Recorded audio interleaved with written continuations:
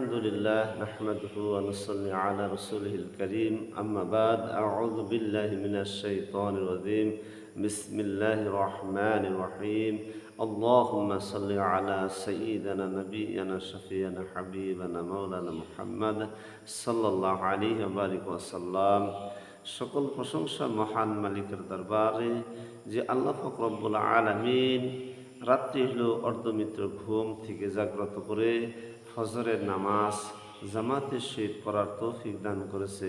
এই জন্য মনিবের দরবারে শুকর আদায় করি বলে আলহামদুলিল্লাহ। যারা পড়তে পারে নাই, যারা আসতে পারে নাই, আল্লাহ পাক রব্বুল আলামিন তাদেরকে তৌফিক দান করুক। আল্লাহর নিয়ামত পেয়ে ব্যক্তি নিয়ামতের শুকর আদায় করবে, আল্লাহ নিয়ামতকে বাড়িয়ে দিবে। আর যে ব্যক্তি না শুকরিয়া আদায় করবে, আল্লাহ পাক তার কাছ থেকে নিয়ামত ছিনিয়ে নেবেন এবং কঠিন আযাবে গ্রেফতার করবেন। আল্লাহ আমাদেরকে তৌফিক দান করুক। আজকে দেশে বিদেশে যারা আছেন, যে নামাজের মধ্যে যে গুরুত্বপূর্ণ কয়েকটি বিষয় আছে, আমরা আজকে আমরা জানব। নামাজে 2 রাকাত নামাজের ভিতরে বা 4 রাকাত নামাজের ভিতরে 3 রাকাত নামাজের ভিতরে যে সূরা পড়তে হয়, সূরা ফাতিহার সাথে যে সূরা পড়তে হয়, আজকে অন্ততপক্ষে 2টি সূরা আমরা ইনশাআল্লাহ জানবো। যদি এই 2টি সূরা আমরা আয়ত্ত করতে পারি ইনশাআল্লাহ, তাহলে আমাদের এই 2টি সূরা দিয়ে আমাদের কি নামাজ আদায় হয়ে যাবে। সুন্নতের ক্ষেত্রে প্রত্যেক নামাজেই প্রত্যেক রাকাতে সূরা ফাতিহার সাথে সূরা মিলাইতে হবে। এটা সুন্নতের ক্ষেত্রে, নফলের ক্ষেত্রে, মুস্তাহাবের ক্ষেত্রে, সকল সুন্নত ওয়াজিবের ক্ষেত্রে প্রত্যেক রাকাতেই সূরা ফাতিহার সাথে অন্য সূরা মিলাইতে হবে। শুধু 2 রাকাত ফরজের ক্ষেত্রে নিয়ম হইল যে আমরা অধিকাংশ মানুষই জানি না, 2 রাকাত ফরজ নামাজ যখন আমরা ফজরে যখন আদায় করব, তখন প্রত্যেক সূরা ফাতিহার সাথে অন্য সূরা মিলানো, এটা হলো নামাজের ভিতরে ওয়াজিব। তো হাদিসে রাসূলুল্লাহ সাল্লাল্লাহু আলাইহি সাল্লাম বলেছেন, যে ব্যক্তি নামাজের ভিতরে কি করলো, যে সূরা ফাতিহার সাথে অন্য সূরা মিলানো না, তাহলে যদি এরকম ভুল হয়ে যায়, নামাজ যদি এরকম ভুল হয়ে যায়, সে নামাজ আদায় করার পরে দেখতে হবে যে সূরা ফাতিহার সাথে অন্য সূরা মেলানোটা কি, এটা নামাজের ভিতরে ওয়াজিব।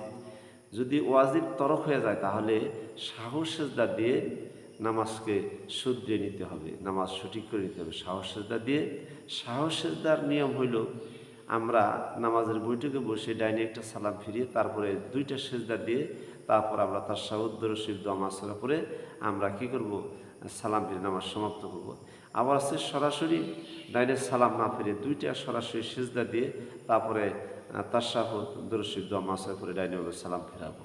এভাবেও আপনার নামাজের মধ্যে সাহস সেজদা ভঙ্গের যে সাহস সেজদা হয়ে যে নামাজ যদি ওয়াজিব যদি তরক হয়, তাহলে সাহস সেজদা দিয়ে কী করতে হবে, নামাজ পড়ে নিতে হবে। এখন আমরা আসি যে 2 রাকাত নামাজের ভিতরে, ফরজের নামাজের ভিতরে প্রত্যেক রাকাতেই কী করতে হবে, 2 রাকাতের ভিতরে সূরা ফাতিহার সাথে অন্য সূরা মিলাইতে হবে। তো আজকে আমরা সূরা কাউসার আদায় করবো ইনশাআল্লাহ। আমরা এই সূরাতুল কাউসার আদায় করে আমরা নামাজের মধ্যে আদায় করব। অত বড় সূরা আমার জানার প্রয়োজন নেই, আমার ছোট সূরা দিয়ে নামাজ পড়লে এটাই সবচেয়ে উত্তম এবং অর্থের দিক থেকে সুন্দর হবে। এই জন্য আমরা সর্বসময় চেষ্টা ফিকির করব, দেশে বিদেশে যারা বাইরে আছে, ছোট্ট সূরা দিয়ে নামাজ আদায় করবো ইনশাআল্লাহ। আউযু বিল্লাহি মিনাশ শাইতানির রাজীম। বিসমিল্লাহির রাহমানির রহিম। ইন্না আ'তাইনাকাল কাউসার ফাসাল্লি লিরাব্বিকা ওয়ানহার ইন্না শানিয়াকা হুয়াল আবতার। আলহামদুলিল্লাহ, সূরাটা আদায় করলাম। আমরা এখানে সূরাটার কিছু বিষয় বর্ণনা করব। যারা দেশে বিদেশে আছি আর শুনতেছেন আমার এই আলোচনা, তো এখানে আমরা যখন কিছু মদের কিছু ব্যবহার আছে, এখানে নুন এবং মিমের উপরে যদি তাসদীদ থাকে, যে তাসদীদওয়ালা নুন ও মিমকে ওয়াজিব গুন্না বলা হয়, সেখানে গুন্না করতে হবে, একটু অবস্থান করতে হবে। আমরা যেটাকে একটু অবস্থান সময় নেই, এটাকে অবস্থান করতে হবে। এবং সেখানে দেখা যায় যে 3 আলিফ পরিমাণ টান আছে, সেখানে আমাকে 3 আলিফের বেশি হইলে কোনো গুনাহ হবে না, কিন্তু যদি পরিমাণে কম হয় তাহলে অর্থ কী হবে, বিগড়ে যাবে। এই জন্য আমাকে খেয়াল রাখতে হবে। যেমন এখানে ইন্না আ'তাইনাকাল কাউসার, এখানে যদি আমি ইন্না শুধু ইন্না বলি একালিফ টানি, তাহলে আমার অর্থ অন্যরকম হয়ে দাঁড়াবে।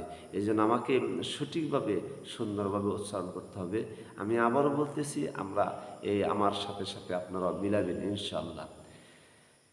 ইন্না আ'তাইনাকাল কাউসার ফাসাল্লি লিরাব্বিকা ওয়ানহার ইন্না শানিআকা হুয়াল আবতার। এখানে মদের একটা ব্যবহার আছে যে জের বামে সাকিন হলে প্রত্যেক ক্ষেত্রে একালি পরিমাণ টানতে হয়। পেশের বামে যদি ওয়াও সাকিন আসে, সেখানে যতগুলো ওয়ার উপরে সাকিন হবে, ডানে পেশ হবে, সেখানে একালি পরিমাণ টানতে হবে। জবরের বামে খালি আলিফ যদি থাকে, এই মদের ক্ষেত্রে একালি টানতে হবে। এখানে শানি আকা শিন, এখানে জবরের বামে কি আছে, একালি পরিমাণ টান আছে। এখানে আমাকে টানতে হবে, একটু পরিমাণ অবস্থান করতে হবে, টানতে হবে। এখানে যদি আমি না টেনে পড়ি, তাহলে আমার অর্থ কী হবে, বিগড়ে যাবে। এই জন্য আমরা কোরআন পড়তে গেলে আমরা যদি এইভাবে আদায় করি, তাহলে আমার পড়াটা কী হবে, সুন্দর হবে, এবং নামাজটা আমাকে সুন্দর হবে। বলে সুবহানাল্লাহি ওয়া বিহামদিহি। আল্লাহ আমাদেরকে তৌফিক দান করুক, যেন আল্লাহ পাক আমাদেরকে আজকে সূরা কাউসার আদায় করলাম, আল্লাহ আমাদের সকলকে সূরা কাউসার আদায় করার তৌফিক দান করুক। বিসমিল্লাহির রহমানির রহিম। ইন্না আ'তাইনাকাল কাউসার ফাসাল্লি লিরাব্বিকা ওয়ানহার ইন্না শানিআকা হুয়াল আবতার। এখানে একটা জিনিস আমরা সর্বসময় খেয়াল করব, যেখানে জের জবর পেশ থাকে, সেখানে উচ্চারণটা কী হবে, তাড়াতাড়ি করতে হবে। যেন ফাসাল্লি লিরাব্বিকা ওয়ানহার, এখানে আমাদেরকে জের জবর পেশ যেখানে যেভাবে যে উচ্চারণ, সেভাবে আমরা উচ্চারণগুলো আদায় করবো ইনশাআল্লাহ। আজকে আমরা সূরাতুল কাউসার শিখলাম, এবং এটাকে আমরা যারা ভিডিও দেখতেছেন বা ভিডিও দেখে আপনারা এই সূরাগুলো আয়ত্ত করবেন। আজকে নামাজের মধ্যে যদি সামি আল্লাহু লিমান হামিদা রব্বানা লাকাল হামদ হামদান কাসীরান তাইয়িবান মুবারাকান ফি, আমরা দুইটা ওয়াজিব শিখবো পাশাপাশি। একটা হলো আমরা যখন রুকুর থেকে দাঁড়াবো, তখন দাঁড়ানোর পরে সেখানে একটু অবস্থান করা হলো ওয়াজিব। যদি কেউ অবস্থান না করে সরাসরি আবার সেজদায় চলে যায়, তাহলে ওয়াজিব কী হবে, নামাজের মধ্যে ওয়াজিব তরক হয়ে যাবে। তাইলে আমার যদি জানা এইভাবে যদি নামাজ আমি দৃঢ় সুস্থে না আদায় করি, তাহলে আমার নামাজ কী হবে, আমার নামাজ আকাশে ঝুলন্ত অবস্থায় থাকবে, আল্লাহর দরবার কবুল হবে না। এই যে নামাজ পড়তে গেলে আমরা ধৈর্য সহকারে নামাজ পড়বো। তারপরে আমরা যখন সেজদাতে যাই, যখন দ্বিতীয় সেজদায় যাব, সেখানে আসার পরে আমরা যে দোয়াটা করি, বা এই দোয়াটা পড়ার সুন্নত, আমরা এখানে একটু অবস্থান করব।